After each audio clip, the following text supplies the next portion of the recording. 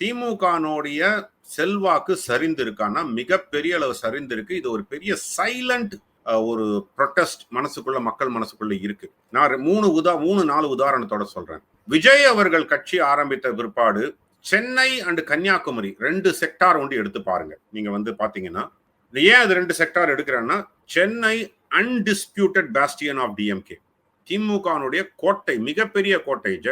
எம்ஜிஆர் ஜெயலலிதாவாலையும் தகர்க்க முடியாத கோட்டையாக திமுக இருக்குன்னா அது சென்னை தான். அதே மாதிரி காங்கிரஸ்னுடைய கோட்டை என்று எடுத்தால் கன்னியாகுமரி மாவட்டம். காங்கிரஸ், பாஜக தான் அங்க 2 தான் பவர்ஃபுல் கட்சியை தவிர திமுக, அதிமுக எல்லாம் 3வது 4வது தான். விஜய் அவர்கள் கன்னியாகுமரி மாவட்டத்தில் காங்கிரஸ்னுடைய ஓட்டை 20% கிட்ட எடுத்தார்கள்.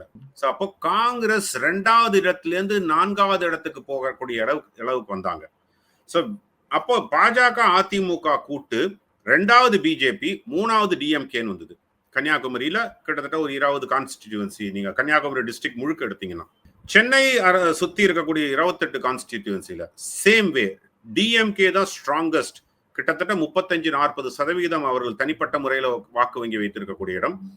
ஃபாலோடு பை ஏடிஎம்கே கிட்டத்தட்ட ஒரு 23 முதல் 28% வாக்கு சதவீதம் வைத்திருக்கக்கூடிய தனிப்பட்ட முறையில். அப்புறம் கூட்டணி கட்சிகள்லாம் சேரும்போது அதனுடைய ஒரு இம்பாக்ட் பெரிய அளவில் இருக்கும். பிஜேபிக்கு ஒரு 4-5% ஓட்டு இருக்கும், காங்கிரஸ்க்கு ஒரு 3-4%. ஸோ அதனால டிஎம்கே டாமினன்ட் இன் சென்னை.